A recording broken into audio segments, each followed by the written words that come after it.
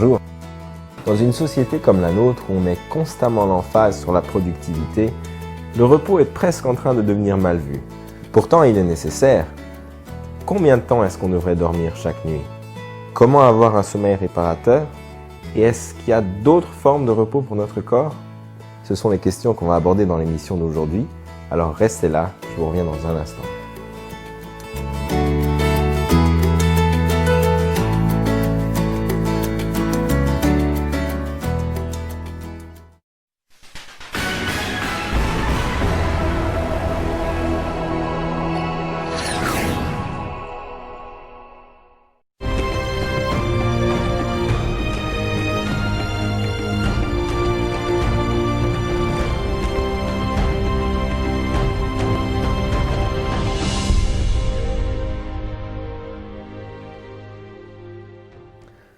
Bonjour et bienvenue à cette émission de Cap sur la santé.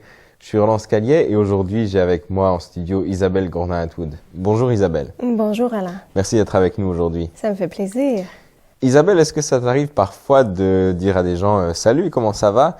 et la réponse c'est « Ah, je suis fatigué ». Oui, tu as raison. En fait, ça arrive assez souvent. C'est pour ça que des fois, j'ai même l'impression de faire partie d'une société fatiguée. Oui, donc le sujet d'aujourd'hui, ça va être un sujet assez actuel puisqu'on va parler du repos. Mais avant d'entrer dans le vif du sujet, je vous invite à regarder ce court montage.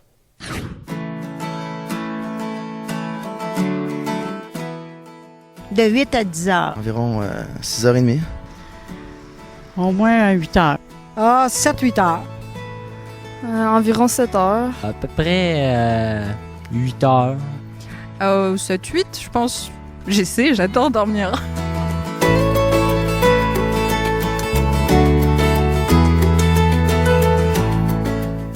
Oui, je me sens bien, je suis prête à partir pour la journée.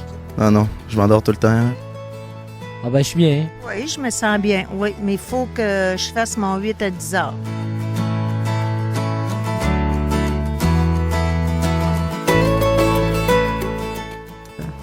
Oui, je mange une petite collation avant d'aller dormir. Pas des gros repas, là, mais une petite collation, un petit bol de céréales ou quelque chose de même. Ouais, mais je mange pas santé, je mange des biscuits. J'évite, j'arrive pas à dormir sinon. Ça m'empêche de dormir. Des fois, je dors moins bien quand je mange. J'ai de la misère à digérer, il me semble que je dors plus mal.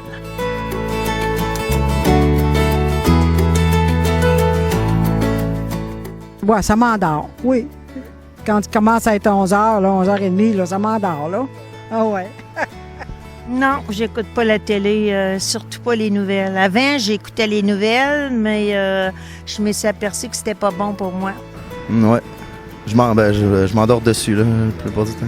Je suis pas capable de dormir avec la TV, je suis trop captivée. Isabelle, dans cette émission, j'aimerais qu'on essaye de mieux comprendre ce besoin humain qu'est le repos. Alors pour commencer, pourquoi est-ce qu'on a besoin de se reposer? En fait, c'est à cause de la fatigue qu'entraîne toute activité, Roland. Par définition, la fatigue est une sensation d'affaiblissement physique ou psychique qui survient dans la durée de l'état de veille ou à la suite d'efforts qui, à ce moment-là, vont imposer un arrêt.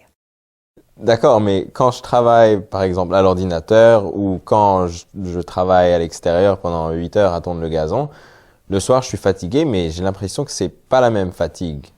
Oui, tu as raison de te sentir comme ça, Roland, parce qu'en fait, il y a 3 types de fatigue. D'abord, il y a la fatigue physique ou musculaire qui survient après un effort soutenu. Elle est réversible avec la mise au repos qui, en fait, va restaurer à ce moment-là un niveau normal de performance.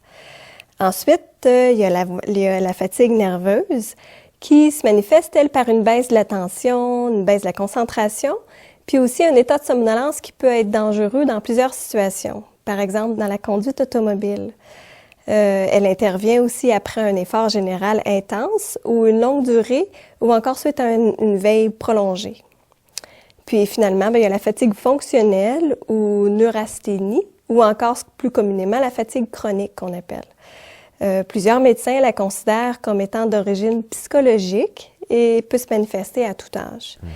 Elle est toute différente des autres fatigues et son approche thérapeutique sera totalement différente aussi. Alors aujourd'hui, on va exclure cette fatigue-là de notre discussion parce que justement, en étant très personnelle, elle va solliciter à ce moment-là une intervention beaucoup plus personnalisée. D'accord.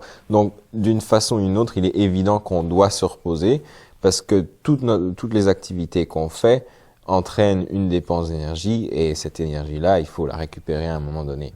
Oui, en effet. Quand l'organisme atteint son point de saturation parce qu'elle a été sollicitée soit physiquement ou autre, il revendique à ce moment-là une période de repos.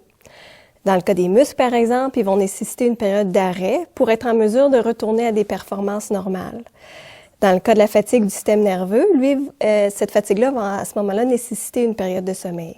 D'accord. Parle-nous un peu du sommeil. En fait, comme on l'a dit un peu plus tôt, dormir est essentiel pour notre organisme. C'est grâce à des périodes de repos qu'on consolide notre mémoire, qu'on garde notre cerveau au meilleur de sa forme. Et cela permet aussi à notre corps de recharger ses batteries. En fait, le sommeil est le seul moyen de régénérer notre système nerveux. Il n'y en a pas d'autre. Alors, il n'est pas question de rater une seule heure de sommeil. Ouais, là, je commence à pas avoir mauvaise conscience. Mais si la quantité de sommeil est importante, la qualité n'est pas à négliger non plus. Non, tout à fait. En fait, on sait maintenant qu'un tiers des gens dorment mal. Pourtant, un sommeil réparateur est indispensable, comme on l'a dit encore une autre fois, on se répète, au bon fonctionnement de notre organisme. Non seulement l'insomnie va venir perturber énormément la vie et les relations avec les autres, mais ce trouble entraîne aussi également une baisse de conscience de tout ce qui se passe autour de nous. Ces conséquences peuvent alors être parfois même dramatiques. Il ne faut pas prendre le sommeil à la légère. Mm-hmm. Isabelle, le sommeil est quelque chose d'assez complexe et pour nous aider à mieux comprendre ce phénomène, on a été faire appel à une professionnelle. Denise Terrien est infirmière à la retraite. Elle a de nombreuses années d'expérience dans le domaine de la santé. Elle a exercé au centre hospitalier universitaire de Sherbrooke. J'ai le privilège de la connaître personnellement et je sais que pour elle, la santé, c'est pas seulement un travail, mais c'est une passion.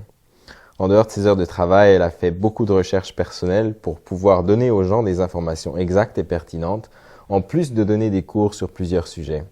Donc on lui a demandé de nous expliquer ce qui se passe quand on dort. Chaque cycle se décompose en 5 stades. On a le premier stade qui est celui de l'endormissement qui dure de quelques secondes à quelques minutes. Le rythme cérébral se ralentit peu à peu, puis le sommeil est léger. On pourrait s'en sortir très facilement. Au stade 2, on est en sommeil léger. Le moindre bruit suffit à nous tirer du sommeil et il dure une vingtaine de minutes.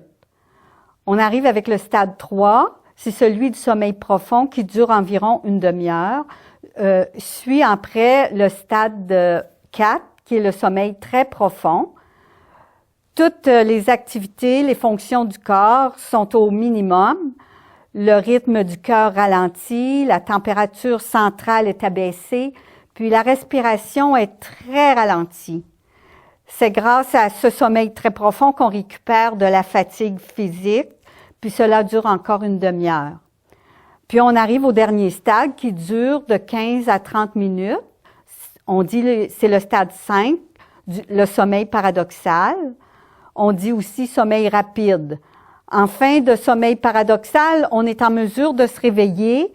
L'organisme fait alors le choix de se réveiller ou de poursuivre pour un cycle supplémentaire.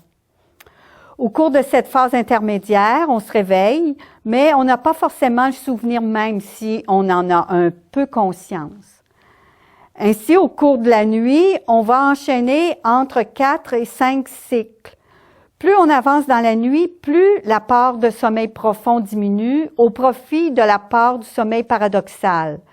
Cela explique qu'on rêve surtout en fin de nuit et très peu au début. Isabelle, puisque le sommeil est si important, comment est-ce qu'on peut s'assurer d'avoir la meilleure qualité de sommeil possible? Donc, pour répondre à ta question, Roland, je vais parler ici d'ondes cérébrales qu'on a découvertes il y a à peine 50 ans et qui vont nous aider à mieux comprendre les mécanismes de notre cerveau et en même temps mieux comprendre comment on peut influencer notre sommeil par une préparation simple. On a identifié 5 types d'ondes cérébrales.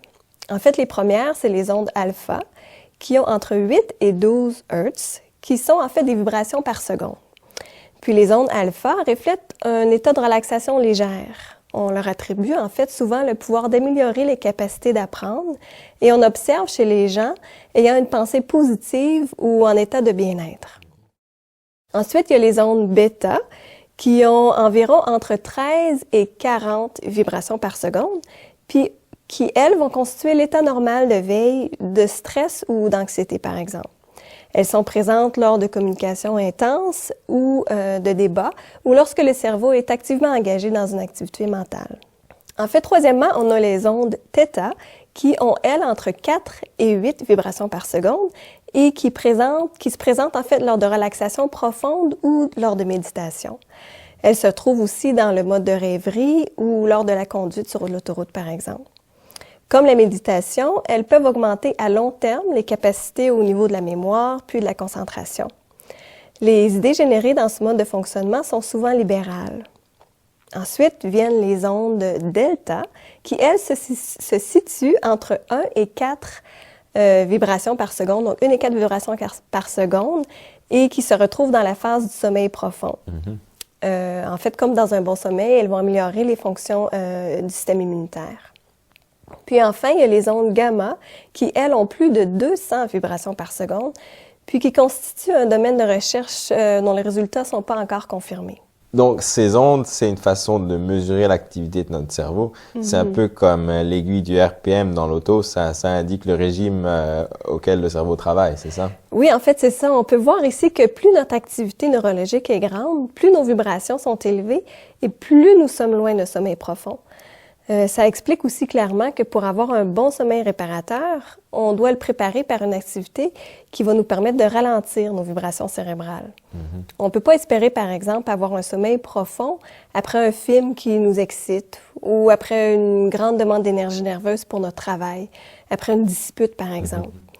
Il faut prendre une période de temps pour ralentir notre cerveau, sinon le sommeil profond est impossible. Et puis, je pense qu'on sait tous par expérience que c'est difficile d'avoir un sommeil profond si on va au lit avec des soucis plein la tête, par exemple.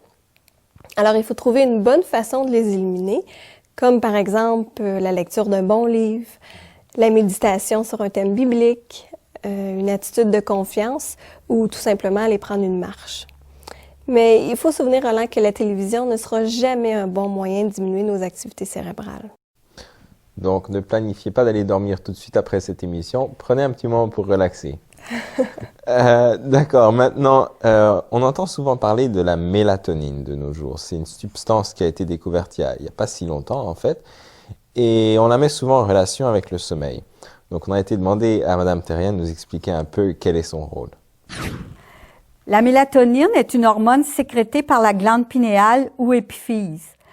Elle dérive de la sérotonine, qui est une hormone sécrétée dans le tissu cérébral, qui dérive elle-même du tryptophane, qui est un acide aminé essentiel que le corps ne fabrique pas, donc on le retrouve dans notre alimentation. On sait aussi que cette neurohormone est connue comme étant l'hormone centrale de régulation des rythmes chronobiologiques. On dit aussi horloge biologique ou rythme circadien. Puis d'un certain point de vue, elle est l'hormone centrale de régulation de pratiquement l'ensemble des sécrétions hormonales chez l'homme, chez tous les mammifères et semble-t-il chez la plupart des espèces animales complexes. La production de mélatonine est majoritairement influencée par la lumière. Elle est d'autant plus forte que celle-ci est faible. La lumière naturelle, transmise au travers de la rétine de l'œil à la glande pinéale par un système de signaux nerveux énergétiques, influence la durée et les cycles du sommeil, influence la sécrétion de différentes hormones et d'une façon générale le système immunitaire. Les recherches ont révélé que c'est la quantité et l'intensité de lumière reçue pendant la journée qui déterminent la force selon laquelle ce phénomène agit. Une forte quantité de lumière le jour favorisera un meilleur déclenchement du sommeil. C'est que la glande pinéale sécrète de la mélatonine qu'elle fabrique et stocke durant le jour et qu'elle libère le soir en lien avec la baisse de luminosité. Quand le niveau sanguin de l'hormone s'élève, favorisant ainsi la relaxation, la température corporelle baisse légèrement et le besoin de dormir se fait de plus en plus sentir. Ce niveau reste élevé pendant à peu près 12 heures, puis redescend en début de matinée quand la lumière du jour inhibe l'activité de la glande pinéale. Au lever du soleil, sa production ralentit, puis on commence à se réveiller. La production de mélatonine peut être perturbée, par contre, par des modifications du rythme naturel jour-nuit, par un éclairage artificiel, un coucher trop tardif, un stress, ainsi que des horaires de sommeil irréguliers. La première chose à faire, si c'est le cas, c'est d'opter pour une hygiène de vie plus saine. Isabelle, est-ce qu'il y a d'autres avantages à un bon sommeil? Oui, en fait, il y en a d'autres, Roland, qui sont parfois, par exemple, qui passent un peu plus inaperçus. En fait, la mémoire se consolide durant le sommeil. Donc, il y a une relation entre la mémoire et un bon sommeil. Puis, s'il y a des étudiants qui nous écoutent, j'aimerais vous dire que pour réussir vos examens, dormez. En fait, souvent, on croit que d'étudier toute la nuit va nous aider à passer des examens, mais en fait, c'est le contraire. Une tête reposée vaut 5 fois une tête fatiguée ou épuisée. En fait, comme on dit, l'appétit vient en mangeant, bien ici, on dit que la beauté vient en dormant. Une peau va rester plus jeune et le corps vieillira aussi moins vite. Alors, notre tonus musculaire sera meilleur si on dort bien. Ensuite, pour réfléchir, encore une fois, il faut dormir. Si on cherche une solution à un problème, des fois on dit même la nuit porte conseil, mais en fait c'est vrai. Quand on dort, le lendemain, on a une meilleure compréhension de notre problème, puis la solution vient plus facilement. Ensuite, on dit aussi que dormir, c'est dîner. En fait, un sommeil réparateur calme notre estomac puis nos organes internes. Ça va nous aider aussi à contrer contre la fausse appétit. Puis en fait, on va éviter de manger puis de prendre des kilos avec l'âge. Puis finalement, Roland, pour avoir un esprit positif, il faut dormir. Sûrement que tu as remarqué comme moi que notre attitude change quand on manque de sommeil. Oui, c'est vrai. Ça nous aide aussi à comprendre comment il est possible d'affecter notre système nerveux si on manque de sommeil sur une longue période de temps. Aussi, on dit même, Roland, que manquer de sommeil à long terme peut même conduire à la dépression. D'accord. Avant de continuer, on va aller voir si Denise Thérien a d'autres conseils pour nous aider à avoir un sommeil sain et réparateur. Alors, j'ai des conseils à vous donner, oui. C'est d'abord de respecter les heures de lever et de coucher pour qu'elles soient régulières. Soyez conséquent avec votre besoin personnel de sommeil qui peut varier d'un individu à un autre. Ayez une activité physique régulière le matin, au début de l'après-midi, mais évitez tout effort physique intense avant d'aller vous coucher. Ne prenez plus de boissons contenant de la caféine après 16 heures. Arrêtez la prise de liquide après 18h30, 19h. Évitez la consommation d'alcool. Trouvez une température convenable dans votre chambre à coucher, puis veillez à ce qu'elle reste constante pendant la nuit. Essayez de vous détendre avant d'aller vous coucher, soit en prenant un bain chaud, en écoutant de la belle musique douce ou en faisant une lecture légère. Évitez de penser à des situations stressantes. Puis si après 20 minutes, une demi-heure, vous n'avez pas trouvé le sommeil, il est préférable de se lever puis de retourner faire une activité qui calme. On a parlé que le tryptophane est un acide aminé essentiel pour la fabrication de la mélatonine. Puis comme cet acide aminé se retrouve que dans l'alimentation qu'il faut absorber, on le retrouve alors dans le riz complet, les arachides, le soya, les graines de citrouille, les légumineuses et les bananes. Évitez de manger avant d'aller au lit aussi, c'est un autre bon conseil car on met en marche notre système digestif. Bonne nuit. Isabelle, jusqu'à présent, on a traité du sujet du repos en s'attardant surtout sur le sommeil. Mais est-ce qu'il y a d'autres aspects du repos qui sont essentiels à l'équilibre et à la santé globale? Oui, tout à fait, Roland. Parler du repos sans en fait mentionner le besoin fondamental de régénérescence serait en fait incomplet. Il est d'ailleurs démontré scientifiquement maintenant que de prendre du temps pour renouveler ses forces physiques et mentales par des activités qui vont justement nous aider à nous régénérer est un facteur de longévité important. Les gens qui prennent une journée ou du moins quelques heures par semaine pour s'arrêter, profiter de la nature, en contempler sa beauté ou passer du temps de qualité en famille ont une meilleure santé globale. Isabelle, merci de nous avoir aidés à comprendre un peu mieux ce sujet qu'est le repos. Ça m'a fait plaisir. Restez là tout de suite après la pause. Je reçois le docteur Yvon Grondin qui va nous parler d'un autre aspect du repos. Mieux vivre, c'est des ressources pour une vie meilleure. Pour accéder à nos vidéos, nos émissions de radio et nos articles, visitez-nous au www.mieuxvivre.org. On est de retour et j'ai maintenant avec moi dans le studio le docteur Yvon Grondin. Docteur Grondin, bonjour. Bonjour, ça va bien? Oui, merci. Et vous? Oui, ça me fait plaisir d'être ici aujourd'hui. Merci beaucoup d'être là. Oui. Docteur Grondin, un problème très courant de nos jours, c'est des gens qui n'arrivent pas à dormir. Quelle est la cause principale de l'insomnie? Vous me posez la question, mais vous connaissez sûrement la réponse. J'ai une petite idée. Ouais. Car on est tous un peu stressés et sinon, on est beaucoup stressés.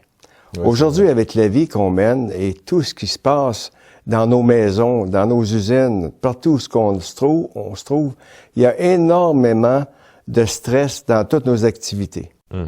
On a à courir pour les enfants, pour les cours de piano, pour le hockey, pour le football et pour le soccer, de telle sorte qu'on n'arrête jamais. On vit vraiment à 200 000 à l'heure alors qu'on devrait avoir du temps pour se reposer. Oui, c'est vrai, tout ce que vous dites là, je crois que beaucoup d'entre nous s'y retrouvent bien. Quelles sont les conséquences du stress sur la santé? Le stress, c'est un peu normal chez les individus. Il y a une partie de stress qui est normale. On est fait pour supporter une certaine quantité de stress. Mais quand il y en a trop de stress, c'est là que ça devient problématique. Là, on développe des symptômes, toutes sortes de symptômes, surtout des symptômes physiques, comme des douleurs à l'intestin, des coliques, des maux de tête, des douleurs musculaires. On a aussi des troubles de sommeil. On a de la difficulté à s'endormir et on dort très superficiellement. On a des problèmes d'appétit, de digestion. On a des sensations d'essoufflement. On a toujours l'impression qu'on est à bout de souffle. On a des impressions d'oppression. On a l'impression qu'on a 100 livres sur les épaules et on a des sueurs chaudes ou froides. Il y a aussi des symptômes émotionnels. Nous avons une sensibilité et une nervosité accrue, crise d'alarme ou de nerfs, des angoisses, on se sent excité pour un rien, on est triste, on ne sait pas pourquoi, on a une sensation de mal-être, on a toutes sortes de symptômes qui nous indiquent que finalement, le stress est en train de nous détruire.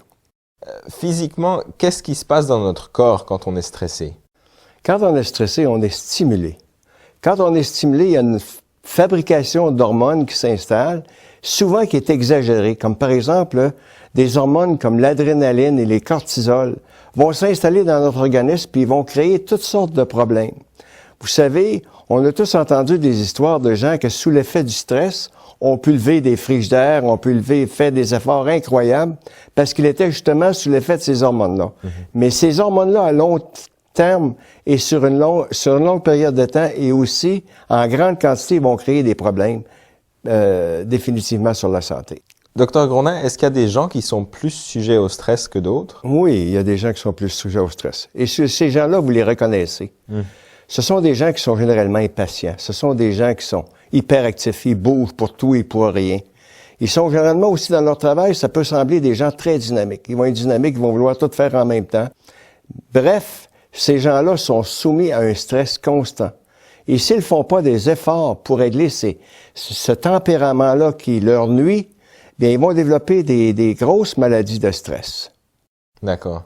Donc, c'est pas nécessairement des mauvaises qualités, mais si elles sont poussées à l'excès, ça peut avoir des effets néfastes sur notre santé. Définitivement, elles vont nuire et elles vont augmenter votre production d'adrénaline et de cortisol, et cela aura des effets néfastes sur la santé. D'accord. Docteur Grondin, puisque le stress est une des causes principales de l'insomnie, j'aimerais que vous nous donniez quelques conseils justement pour diminuer le stress le plus possible.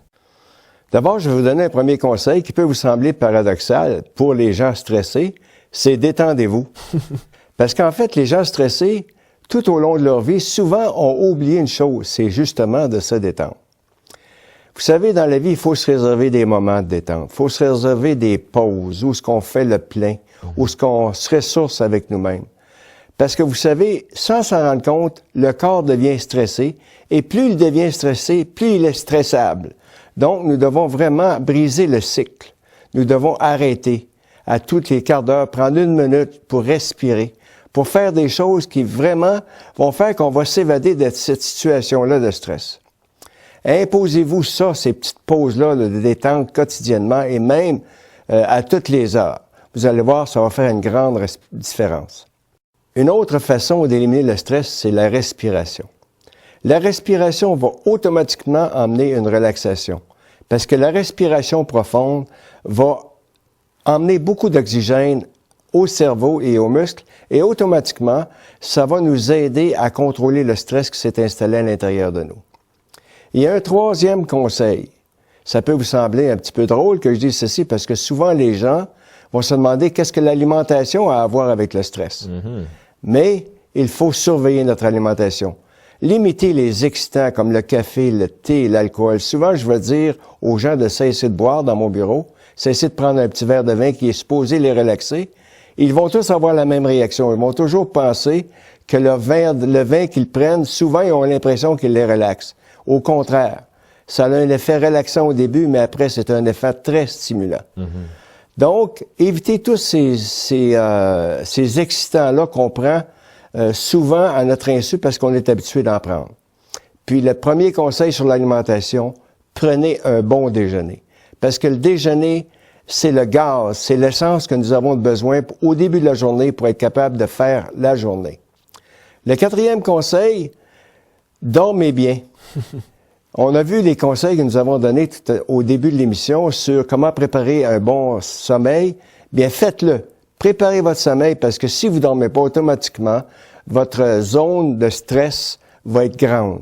Donc, prenez le temps de vous préparer votre sommeil et dormez bien. Et le dernier conseil, si vous avez besoin d'aide, si vous ne pouvez pas réussir à diminuer votre stress parce que vous êtes rendu au stage de l'angoisse, vous êtes rendu au stage de l'anxiété profonde, trouvez-vous quelqu'un qui pourra vous aider à éliminer le stress dans votre vie. Et si vous réussissez à faire ça, vous allez voir que votre vie va être beaucoup plus agréable. Et c'est tout ce que je vous souhaite. Je vous souhaite une bonne santé, puis je vous souhaite de vivre une vie relaxe et bien portante. Docteur Grondin, je crois que c'est des très bons conseils. Je vous remercie beaucoup. Il nous reste malheureusement pas beaucoup de temps, mais est-ce que vous auriez une dernière recommandation pour nous? Oui, une dernière recommandation, ce serait que si vous êtes rendu à un stage d'anxiété profonde, voire même de dépression, bien, il est temps que vous trouviez de l'aide extérieure. N'hésitez pas à aller rencontrer des gens qui vont vous aider à cheminer et à éliminer ce stress-là qui est en train de briser votre vie. Libérez-vous de ce stress aussitôt que possible car il nuit à votre santé, il nuit à votre sommeil et tôt ou tard, il vous créera de graves problèmes. Docteur Grondin, merci beaucoup d'avoir été avec nous aujourd'hui. Merci, ça me fait plaisir d'être ici. Et à nos téléspectateurs, merci à vous aussi d'avoir été là. Pour commander un DVD de cette émission ou pour voir les autres vidéos produites par l'équipe de Mieux Vivre, visitez-nous sur le web au www.mieuxvivre.org. Merci d'avoir passé ce moment avec nous et ne manquez pas notre prochaine émission de Cap sur la santé.